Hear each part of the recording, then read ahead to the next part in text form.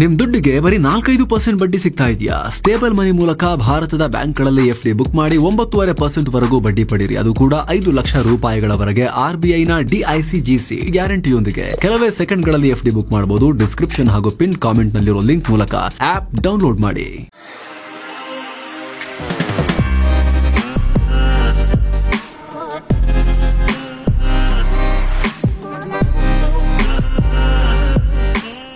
Hi friends, ದಿನದ ಎಲ್ಲ ಪ್ರಮುಖ ಸುದ್ದಿಯನ್ನ ನಿಮಗೆ ತಲುಪಿಸೋ mastmaga.comನ ಫುಲ್ ನ್ಯೂಸ್ಗೆ ಸ್ವಾಗತ. ನಾನು ಅಮರ್ ಪ್ರಸಾದ್. ದೇಶದಲ್ಲಿ ಭ್ರಷ್ಟ ಕುಳಗಳ ಸಂತತಿ ಮತ್ತು ಅವರ ಸಂಪಾದನೆ ಎಷ್ಟಿದೆ ಅನ್ನೋದಕ್ಕೆ ಮತ್ತೊಂದು ದೊಡ್ಡ ಸಾಕ್ಷ್ಯ ಸಿಕ್ಕಿದೆ. ಬಿಹಾರದಲ್ಲಿ ಚೀಫ್ ಎಂಜಿನಿಯರ್ ಒಬ್ಬರ ಮನೆಯಲ್ಲಿ ರಾಶಿ ದುಡ್ಡು ಪತ್ತೆಯಾಗಿದೆ.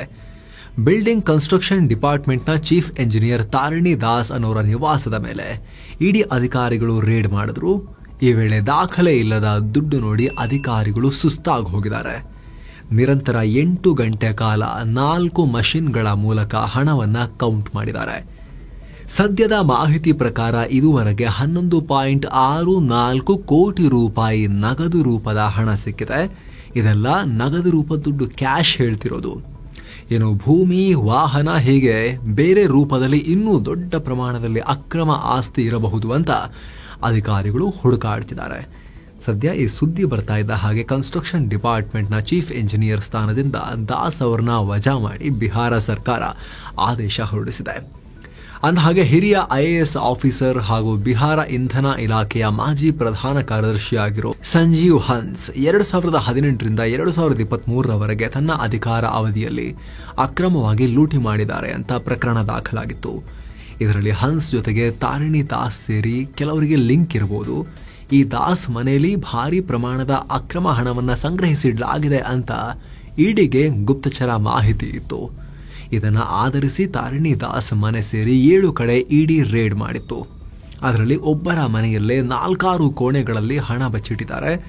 ಇನ್ನುಳಿದ ರೇಡ್ನಲ್ಲಿ ಇನ್ನೇನೇನು ಸಿಕ್ಕಿದೆ ಅನ್ನೋದ್ರ ಬಗ್ಗೆ ಇನ್ನಷ್ಟೇ ಡೀಟೇಲ್ಸ್ ಎಮರ್ಜ್ ಆಗಬೇಕಾಗಿದೆ.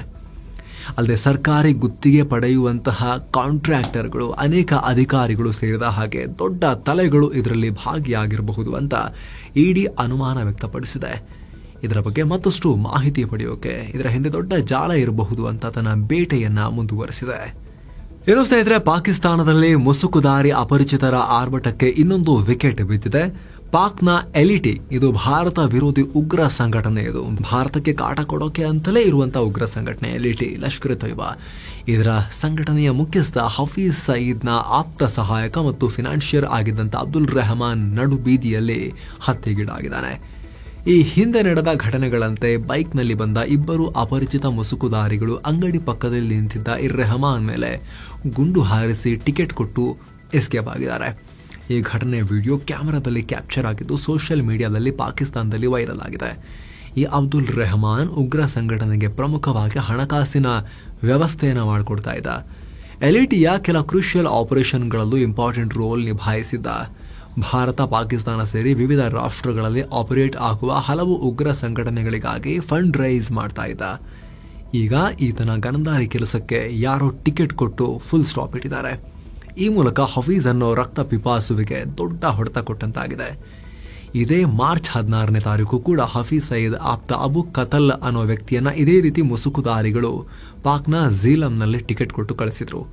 ಅದರ ಬೆನ್ನಲ್ಲೇ ಈಗ ಇನ್ನೊಂದು ವಿಕೆಟ್ ಅನ್ನ ಕೂಡ ಉರುಳಿಸಲಾಗಿದೆ. ಏನೋ ನೆರೆಯ ನೇಪಾಳದ ಪರಿಸ್ಥಿತಿ ಕೂಡ ಹದಗೆಡ್ತಾ ಇದೆ. ಪ್ರಜಾಪ್ರಭುತ್ವ ಬೇಡ, ಮತ್ತೆ ರಾಜಪ್ರಭುತ್ವ ಬೇಕು ಅಂತ KP ಶರ್ಮಾ ಒಲಿ ಸರ್ಕಾರದ ವಿರುದ್ಧ, ಕಮ್ಯುನಿಸ್ಟ್ ಸರ್ಕಾರದ ವಿರುದ್ಧ ಜನ ರೊಚ್ಚಿಗೆದ್ದು ಪ್ರತಿಭಟನೆಯನ್ನ ಮುಂದುವರೆಸಿದ್ದಾರೆ. ವಿಚಿತ್ರ ಅಂದ್ರೆ ಹಿಂದೆ ಮಾವೋವಾದಿ ಸಿದ್ಧಾಂತ ಅನುಸರಿಸ್ತಾ ಇದ್ದ ಮಾಜಿ ನಕ್ಸಲ್ ದುರ್ಗಾ ಪ್ರಸಾಯಿ ಕೂಡ ಈ ಪ್ರತಿಭಟನೆಯಲ್ಲಿ ಪಾಲ್ಗೊಂಡಿದ್ದಾರೆ.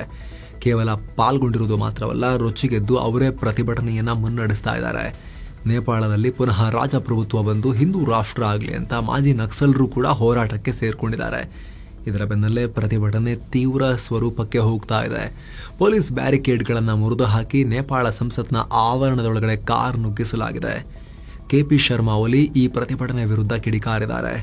ಪ್ರತಿಭಟನೆಯಲ್ಲಿ ನಡೆಯುವ ಹಿಂಸಾಚಾರ, ಲೂಟಿಗಳಿಗೆಲ್ಲ ಮಾಜಿ ರಾಜ ಜ್ಞಾನೇಂದ್ರ ಶಾ ಹೊಣೆ.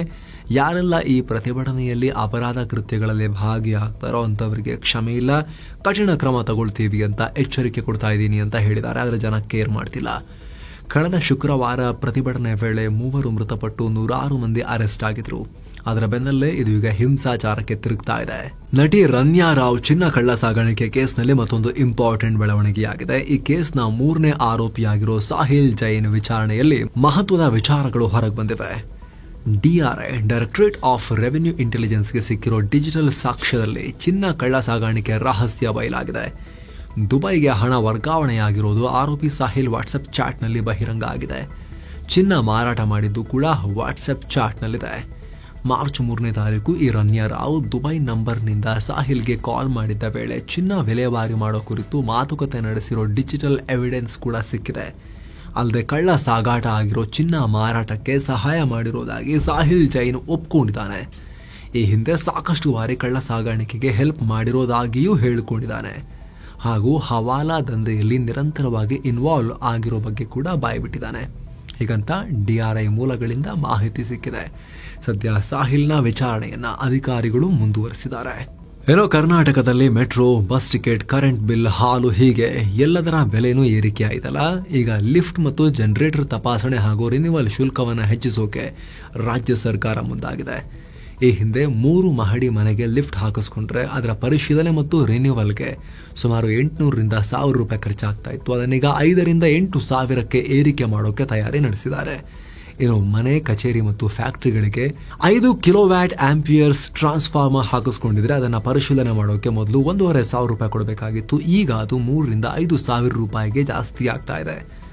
ಮನೆಗಳ ಮಹಡಿ ಮತ್ತು ಟ್ರಾನ್ಸ್ಫಾರ್ಮರ್ ಸಾಮರ್ಥ್ಯ ಹೆಚ್ಚಾದಂತೆ ಬೆಲೆ ಇನ್ನೂ ಜಾಸ್ತಿ ಆಗುತ್ತೆ. ಇದಕ್ಕೆ ಮನೆ ಮಾಲೀಕರಿಂದ ವಿರೋಧನೂ ಶುರುವಾಗಿದೆ. ಸರ್ಕಾರ ಗ್ಯಾರಂಟಿಗೆ ದುಡ್ಡಿಲ್ಲ ಅಂತ ಹೀಗೆ ಸಿಕ್ಕ ಕಡೆಯಲ್ಲೆಲ್ಲ ರೇಟ್ ಜಾಸ್ತಿ ಮಾಡ್ತಾ ಇದೆ ಅಂತ ಆಕ್ರೋಶ ವ್ಯಕ್ತಪಡಿಸಲಾಗ್ತಾ ಇದೆ. ಕಳೆದ ವರ್ಷ ದಾವಣಗೆರೆಯ ನ್ಯಾಮತಿಯಲ್ಲಿ ನಡೆದಿದ್ದ SBI ಬ್ಯಾಂಕ್ ಕಳ್ಳತನ ಪ್ರಕರಣವನ್ನ ಪೊಲೀಸರು ಯಶಸ್ವಿಯಾಗಿ ಭೇದಿಸಿದ್ದಾರೆ. ಕಳ್ಳತನ ಆಗಿದ್ದ ಆಲ್ಮೋಸ್ಟ್ ಎಲ್ಲ ಚಿನ್ನವನ್ನ ವಶಕ್ಕೆ ಪಡೆಯಲಾಗಿದೆ. ಸುಮಾರು 13 ಕೋಟಿ ರೂಪಾಯಿ ಬೆಲೆ ಬಾಳೋ 17.7 ಕೆಜಿ ಚಿನ್ನವನ್ನ ವಶಕ್ಕೆ ಪಡೆಯಲಾಗಿದೆ. ಇದರ ಬಗ್ಗೆ ನಾವು ಡೀಟೇಲ್ ಆಗಿ ಈ ಕೇಸ್ ಬಗ್ಗೆ ಮಾಹಿತಿಯನ್ನು ಕೊಟ್ಟಿದ್ವಿ ಈ ವಿಡಿಯೋದಲ್ಲಿ. ಈಗ ಇದನ್ನ ಭೇದಿಸಿದ್ದಾರೆ ಕಡೆಗೂ ಕೂಡ. ಈ ಪ್ರಕರಣದಲ್ಲಿ 6 ಅಪರಾಧಿಗಳನ್ನ ಅರೆಸ್ಟ್ ಮಾಡಲಾಗಿದೆ. ಇನ್ನು ಹಲ್ಲೆ ಮಾಡಿ ತಪ್ಪಿಸಿಕೊಳ್ಳೋಕೆ ಪ್ರಯತ್ನ ಪಟ್ಟ 2 ದರೋಡೆಕೋರರ ಕಾಲಿಗೆ ಪೊಲೀಸರು ಗುಂಡು ಹಾಕಿದ್ದಾರೆ. ಗದಗ ಜಿಲ್ಲೆ ಮುಂಡರಗಿ ತಾಲೂಕಿನಲ್ಲಿ ಈ ಘಟನೆಯಾಗಿದೆ. ಆರೋಪಿಗಳನ್ನ ಜಯಸಿಂಹ ಮಡಕರ್ ಮತ್ತು ಮಂಜುನಾಥ್ ಮಡಕರ್ ಅಂತ ಗುರುತಿಸಲಾಗಿದೆ. ಈ ದರೋಡೆಕೋರರು ವಿವಿಧ ರಾಜ್ಯಗಳ ಪೊಲೀಸರ ವಾಂಟೆಡ್ ಲಿಸ್ಟ್ ನಲ್ಲಿರೋರು. ಬಿಬಿಎಂಪಿ ಆಸ್ತಿ ತೆರಿಗೆ ಪಾವತಿ ಮಾಡೋಕೆ ಸೋಮವಾರ ಕೊನೆ ದಿನ. ಒಂದು ವೇಳೆ ತೆರಿಗೆ ಪಾವತಿ ಮಾಡದೆ ಹೋದ್ರೆ ಏಪ್ರಿಲ್ 1ರಿಂದ ಡಬಲ್ ತೆರಿಗೆ ಜೊತೆಗೆ 9% ಬಡ್ಡಿನೂ ಸೇರಿಸಿ ಕಟ್ಟಬೇಕಾಗತ್ತೆ. ಹೀಗಾಗಿ ರಂಜಾನ್ ರಜೆಯನ್ನ ಕೂಡ ಕ್ಯಾನ್ಸಲ್ ಮಾಡಿ ರಾತ್ರಿ 11 ಗಂಟೆವರೆಗೂ ಕಚೇರಿ ಓಪನ್ ಮಾಡಿ ಒಟ್ಟು ಎಲ್ಲ ತೆರಿಗೆ ಪಾವತಿಗೆ ಅವಕಾಶವನ್ನ ಕೊಡಲಾಗಿದೆ. ಅಂದಹಾಗೆ ಸದ್ಯ ಬಿಬಿಎಂಪಿಗೆ 400 ಕೋಟಿ ರೂಪಾಯಿ ಆಸ್ತಿ ತೆರಿಗೆ ಬರೋದು ಬಾಕಿ ಇದೆ. ಇದರಲ್ಲಿ ಕೆಲವೊಂದಷ್ಟು ಸರ್ಕಾರಿ ಕಟ್ಟಡಗಳ ಆಸ್ತಿ ತೆರಿಗೆ ಕೂಡ ಸೇರಿದೆ. ನಕ್ಸಲರ ವಿರುದ್ಧ ಭದ್ರತಾ ಪಡೆಗಳ ಬೇಟೆ ಮುಂದುವರೆದಿದೆ. ದಂಡಕಾರಣ್ಯ ಸ್ಪೆಷಲ್ ಝೋನಲ್ ಕಮಿಟಿ ಅನ್ನೋ ಮಾವೋವಾದಿ ಸಂಘಟನೆಯ ಸದಸ್ಯ ರೇಣುಕಾ ಅಲಿಯಾಸ್ ಬಾನು ಅನ್ನೋ ಮಹಿಳಾ ನಕ್ಸಲರನ್ನ ಎನ್ಕೌಂಟರ್ ಮಾಡಲಾಗಿದೆ. ದಾಂತೆವಾಡ ರೀಜನ್ನಲ್ಲಿ ಗುಪ್ತಚರ ವರದಿ ಆಧರಿಸಿ ಆಪರೇಷನ್ ನಡೆಸಲಾಗಿದೆ. ಅಂದಹಾಗೆ ಈಕೆ ಬಗ್ಗೆ ಮಾಹಿತಿ ಕೊಟ್ಟೋರ್ಗೂ ಕೂಡ ಸರ್ಕಾರ 25 ಲಕ್ಷ ರೂಪಾಯಿ ಬಹುಮಾನವನ್ನ ಈಕೆ ತಲೆ ಮೇಲೆ ಘೋಷಿಸಿತ್ತು. ಇಂಟ್ರೆಸ್ಟಿಂಗ್ ಬೆಳವಣಿಗೆಯಲ್ಲಿ ರಾಜಸ್ಥಾನದ ಅಜ್ಮೀರ್ ಶರೀಫ್ ದರ್ಗಾದ ಮುಖ್ಯಸ್ಥ ಹಾಜಿ ಸೈಯದ್ ಸಲ್ಮಾನ್ ವಕ್ಫ್ ತಿದ್ದುಪಡಿಗೆ ಬೆಂಬಲ ಕೊಟ್ಟಿದ್ದಾರೆ. ಈ ಬಿಲ್ಗೆ ಮೆಚ್ಚುಗೆ ವ್ಯಕ್ತಪಡಿಸಿ ಅತ್ಯಂತ ಮುಖ್ಯವಾಗಿರೋ ಸುಧಾರಣೆ ಅಂತ ಹೇಳಿದ್ದಾರೆ. ಮತ್ತೊಂದು ಕಡೆ Kerala Catholic bishops council KCBC ಕೂಡ ವಕ್ಫ್ ಕಾಯ್ದೆ ತಿದ್ದುಪಡಿಗೆ ಬೆಂಬಲ ಸೂಚಿಸಿದೆ. ವಕ್ಫ್ ತಿದ್ದುಪಡಿಗೆ ಸಪೋರ್ಟ್ ಮಾಡುವಂತೆ ಕೇರಳದ ಸಂಸದರಿಗೆ ಒತ್ತಾಯಿಸಿದೆ. ಆದರೆ ವಕ್ಫ್ ಕಾಯ್ದೆಯಲ್ಲಿ ಕೊಡಲಾಗಿರೋ ನಿಬಂಧನೆಗಳನ್ನ ಅಸಾಂವಿಧಾನಿಕ ಮತ್ತು ಅನ್ಯಾಯ, ಸರಿ ಆಗಲೇಬೇಕು, ಈ ಸುಧಾರಣೆ ಸರಿ ಇದೆ ಅಂತ ಹೇಳಿದೆ. PM ನರೇಂದ್ರ ಮೋದಿ ಅವರ ಪ್ರೈವೇಟ್ ಸೆಕ್ರೆಟರಿಯಾಗಿ PS ಆಗಿ IFS ಆಫೀಸರ್ ಯುವ ಅಧಿಕಾರಿ ನಿಧಿ ತಿವಾರಿ ಆಯ್ಕೆಯಾಗಿದ್ದಾರೆ. ಯಂಗ್ ಏಜ್ ನಲ್ಲೇ ವೇಗವಾಗಿ ರೈಸ್ ಆಗಿ ಉನ್ನತ ಹುದ್ದೆಗೆ ಹೋಗಿದ್ದಾರೆ. 2014ನೇ ಬ್ಯಾಚ್ನ IFS ಅಧಿಕಾರಿಯಾಗಿರೋ ತಿವಾರಿ ಕಳೆದ 2022 ನವೆಂಬರ್ನಿಂದ ಪ್ರಧಾನಮಂತ್ರಿ ಕಚೇರಿಯಲ್ಲಿ ಡೆಪ್ಯೂಟಿ ಪ್ರೈವೇಟ್ ಸೆಕ್ರೆಟರಿಯಾಗಿ ಕೆಲಸ ಮಾಡ್ತಾ ಇದ್ರು. ಈಗ ಸೀದಾ ಮೇನ್ ಪ್ರೈವೇಟ್ ಸೆಕ್ರೆಟರಿನೇ ಅವರಾಗಿದ್ದಾರೆ. ಇವರಿಗೆ ಸಂಬಂಧಪಟ್ಟಂತೆ ವಿಶೇಷ ವರದಿಯನ್ನು ನಾವು ಆಲ್ರೆಡಿ ಪಬ್ಲಿಷ್ ಮಾಡಿದ್ದೀವಿ, ನೀವು ಚೆಕ್ ಮಾಡಬಹುದು. ಈದ್ ಆಚರಣೆ ವೇಳೆ ಉತ್ತರ ಪ್ರದೇಶದ ಹಲವು ಕಡೆಗಳಲ್ಲಿ ಉದ್ವಿಗ್ನತೆ ಸೃಷ್ಟಿಯಾಗಿದೆ. ಮೀರತ್ನಲ್ಲಿ 2 ಮುಸ್ಲಿಂ ಗುಂಪುಗಳ ನಡುವೆನೇ ಸಂಘರ್ಷ ಆಗಿದೆ. ಆರಂಭದಲ್ಲಿ ಮಕ್ಕಳ ನಡುವೆ ಜಗಳ ಉಂಟಾಗಿತ್ತು. ನಂತರ ದೊಡ್ಡವರಿಗೂ ಹಬ್ಬಿ ಕಲ್ಲು ತೂರಾಟ, ಗುಂಡಿನ ದಾಳಿ ನಡೆದಿದೆ. ಈ ಗಲಭೆಯಲ್ಲಿ 10 ಮಂದಿ ಗಾಯಗೊಂಡಿದ್ದಾರೆ. ಇದು ಸಮುದಾಯದ ಒಳಗೇನೆ ಆಗಿರೋ ಜಗಳ. ಈ ಘಟನೆ ಬಗ್ಗೆ ಸೋಷಿಯಲ್ ಮೀಡಿಯಾದಲ್ಲಿ ಸಿಕ್ಕಾಪಟ್ಟೆ ಸುದ್ದಿಯೆಲ್ಲ ಹರಿದಾಡ್ತಿದ್ದ ಹಾಗೆ ಪೊಲೀಸರು ಅಲರ್ಟ್ ಆಗಿ ಘಟನಾ ಸ್ಥಳಕ್ಕೆ ಬಂದು ಕಂಟ್ರೋಲ್ ಮಾಡಿದ್ದಾರೆ. ಅತ್ತ ಯುಪಿಯ ಮೊರಾದಾಬಾದ್, ಸಹರಾನ್ಪುರದಲ್ಲೂ ಕೂಡ ಗಲಭೆಗಳು ಆಗಿರೋದು ವರದಿಯಾಗಿದೆ. ಇನ್ನು ಬಿಹಾರದಲ್ಲಿ ಚೈತ್ರ ನವರಾತ್ರಿ ವೇಳೆ ಅಲ್ಲಿ ಎರಡು ಬೇರೆ ಬೇರೆ ಸಮುದಾಯ, ಹಿಂದೂ ಮತ್ತು ಮುಸ್ಲಿಂ ಸಮುದಾಯಗಳ ನಡುವೆ ಸ್ವಲ್ಪ ಜಟಾಪಟಿಯಾಗಿದೆ. ಶೋಭಾಯಾತ್ರೆ ಮುಗಿಸಿ ವಾಪಸ್ ಆಗ್ತಿದ್ದ ಭಕ್ತರ ಮೇಲೆ ಕಲ್ಲು ತೂರಾಟ ಮಾಡಿದ್ದಾರೆ ಅಂತ ಗಲಾಟೆಯಾಗಿದೆ. ಅಲ್ಲೊಂದು ಕೋಳಿ ಹೋಗ್ತಿತ್ತಂತೆ, ಕೋಳಿಗೆ ಕೋಲಲ್ಲಿ ಹೊಡೆದ್ರು ಅಂತ ಗಲಾಟೆ ಶುರುವಾಗಿ ಮನುಷ್ಯರು ಮಾರಾಮಾರಿ ಮಾಡ್ಕೊಂಡಿದ್ದಾರೆ ಹೀಗಂತ ಪೊಲೀಸರು ಹೇಳಿದ್ದಾರೆ. 6 ಜನರನ್ನ ಅರೆಸ್ಟ್ ಮಾಡಲಾಗಿದೆ. 45 ಜನರ ವಿರುದ್ಧ ಎಫ್ಐಆರ್ ದಾಖಲಾಗಿದೆ. ಈ ಕಡೆ ಬೆಳಗಾವಿಯಲ್ಲೂ ಕೂಡ ಈದ್ ಪ್ರಾರ್ಥನೆ ಮುಗಿಸಿ ಉಪಹಾರ ಸೇವಿಸೋಕೆ ಹೋಟೆಲ್ಗೆ ಬಂದಾಗ ಇಲ್ಲೂ ಮುಸ್ಲಿಮರ ಒಳಗೇನೆ 2 ಗುಂಪುಗಳ ನಡುವೆ ಹೊಡೆದಾಟ ಆಗಿರುವುದು ಕೂಡ ರಿಪೋರ್ಟ್ ಆಗಿದೆ. ಈ ರೀತಿ ಕೆಲ ಘಟನೆಗಳನ್ನು ಹೊರತುಪಡಿಸಿ ಉಳಿದ ಕಡೆ ಬೆಂಗಳೂರು ಸೇರಿದಂತೆ ರಾಜ್ಯದ ಹಲವು ಕಡೆ ಮತ್ತು ದೇಶದಲ್ಲಿ ಈದ್ ಆಚರಣೆ ಶಾಂತಿಯುತವಾಗಿ ನೆರವೇರಿದೆ.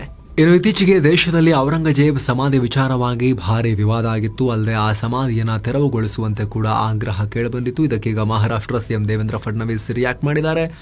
ಔರಂಗಜೇಬ್ ನಾವು ಇಷ್ಟಪಡ್ತೀವೋ ಬಿಡ್ತೀವೋ ಅದು ಬೇರೆ ವಿಚಾರ, ಆದರೆ ಆ ಸಮಾಧಿ ಒಂದು ಸಂರಕ್ಷಿತ ಸ್ಮಾರಕ ಅಂತ ಹೇಳಿಕೆಯನ್ನ ಕೊಟ್ಟಿದ್ದಾರೆ. ಆ ಮೂಲಕ ಈ ವಿವಾದದಲ್ಲಿ ತೆಗಿಬೇಕು, ಅಲ್ಲಿರಬಾರದು ಅನ್ನೋ ವಿವಾದದಲ್ಲಿ ಭಿನ್ನ ನಿಲುವನ್ನ ತಗೊಂಡಿದ್ದಾರೆ ಮಹಾರಾಷ್ಟ್ರ ಸಿಎಂ. ಅಲ್ಲದೆ ಔರಂಗಜೇಬನ ವೈಭವೀಕರಿಸೋಕೆ ನಾವು ಅವಕಾಶವನ್ನೂ ಕೊಡೋದಿಲ್ಲ, ಹಾಗಂತ ಅದನ್ನು ತೆಗಿಬೇಕು ಅಂತ ಹೇಳೋದ್ರಲ್ಲೂ ಅರ್ಥ ಇಲ್ಲ ಅನ್ನೋ ತರದಲ್ಲಿ ಅವರು ಮಾತಾಡಿದ್ದಾರೆ. ಮತ್ತೊಂದು ಕಡೆ RSS ಕೂಡ ಹೀಗೆ ಹೇಳಿದೆ.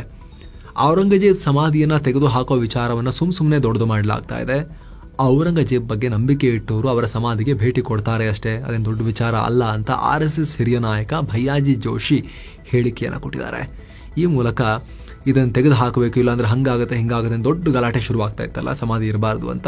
ಅದರಲ್ಲಿ RSS ಮತ್ತು BJP, ಮಹಾರಾಷ್ಟ್ರ ಸಿಎಂ ಇವರೆಲ್ಲರೂ ಕೂಡ ಅದಿರಲಿ, ಅದರ ಪಾಡಿಗೆ ಅದಿರಲಿ, ನಮಗೇನು ಪ್ರಾಬ್ಲಮ್ ಇಲ್ಲ ಅನ್ನೋ ರೀತಿಯಲ್ಲಿ, ಆದರೆ ವೈಭವೀಕರಣ ಬೇಡ ಅನ್ನೋ ರೀತಿಯಲ್ಲಿ ಈ ಒಂದು ಹೇಳಿಕೆಯನ್ನು ಕೊಡ್ತಾ ಇದ್ದಾರೆ. ಒಂದು ಡಿಫ್ರೆಂಟ್ ಅಪ್ರೋಚ್ ಅನ್ನ ತಗೊಳ್ತಿರೋ ತರ ಕಾಣಿಸ್ತಾ ಇದೆ. ಸಾಲದ ಸುಳಿಯಲ್ಲಿರೋ VI ಅಥವಾ ವೊಡಾಫೋನ್ ಐಡಿಯಾ ಮತ್ತು ಕೇಂದ್ರ ಸರ್ಕಾರದ ನಡುವೆ ದೊಡ್ಡ ಡೀಲ್ ಆಗಿದೆ. ಸ್ಪೆಕ್ಟ್ರಮ್ ಖರೀದಿ ವಿಚಾರದಲ್ಲಿ ವೊಡಾಫೋನ್ ಐಡಿಯಾ ಸರ್ಕಾರಕ್ಕೆ ಸಿಕ್ಕಾಪಟ್ಟೆ ಬಾಕಿ ಕೊಡೋದು ಬಾಕಿ ಇದೆ, ಎಷ್ಟು ಕೊಟ್ಟರು ತೀರ್ತಾ ಇಲ್ಲ, ನಮ್ ಕೈಲಿ ಕೊಡಕ್ ಆಗಲ್ಲ ಅಂತ ನೀವು ಕಂಪ್ನಿದ ಶೇರ್ ತಗೊಂಡ್ಬಿಡಿ ಅಂತ ಸರ್ಕಾರಕ್ಕೆ ಶೇರ್ನೇ ಮಾರ್ಕೊಂಡ್ಬಿಟ್ಟಿದ್ದಾರೆ. ಇದಕ್ಕೆ ಸರ್ಕಾರ ಕೂಡ ಆಯ್ತು ಅಂತ ಓಕೆ ಮಾಡಿದೆ. ಈ ಮೂಲಕ ಮೊದಲೇ VI ನಲ್ಲಿ ಇದೇ ತರ 22.6% ಶೇರ್ ಅನ್ನ ಸರ್ಕಾರ ಹೊತ್ಕೊಂಡು ಹೋಗಿತ್ತು.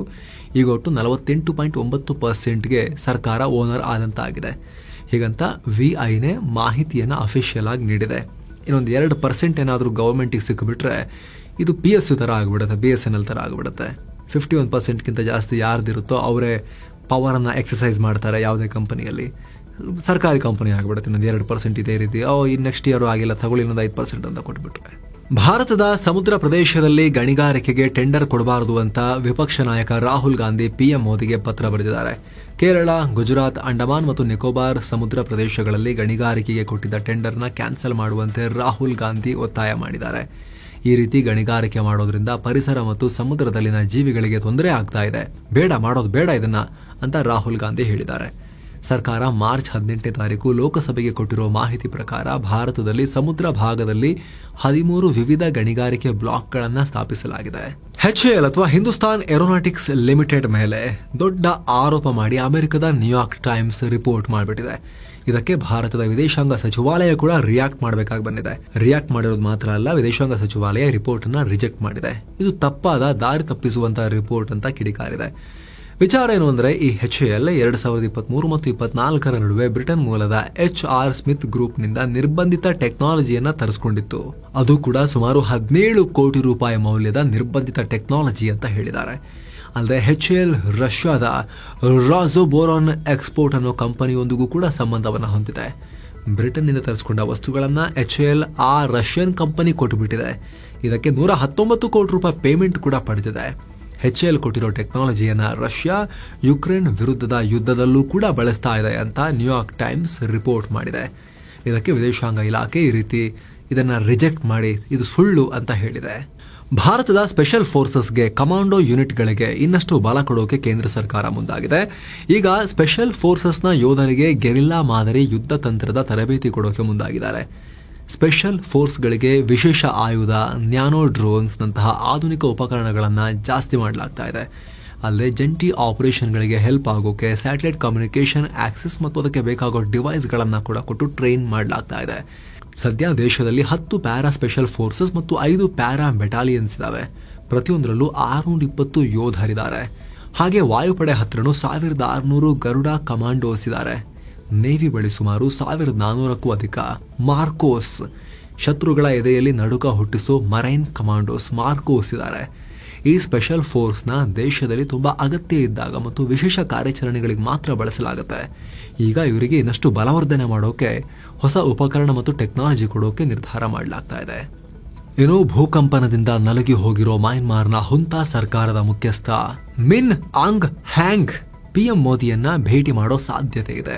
ಇದೇ ವಾರ ಬ್ಯಾಂಕಾಕ್ ನಲ್ಲಿ ನಡೆಯಲಿರೋ ಬಿಮ್ಸ್ಟೆಕ್ ಕಾನ್ಫರೆನ್ಸ್ ಸೈಡ್ ಲೈನ್ಸ್ ನಲ್ಲಿ ಮೋದಿ ಮೀಟ್ ಮಾಡ್ತಾರೆ ಇವರು ಅಂತ ವರದಿಯಾಗ್ತಾ ಇದೆ.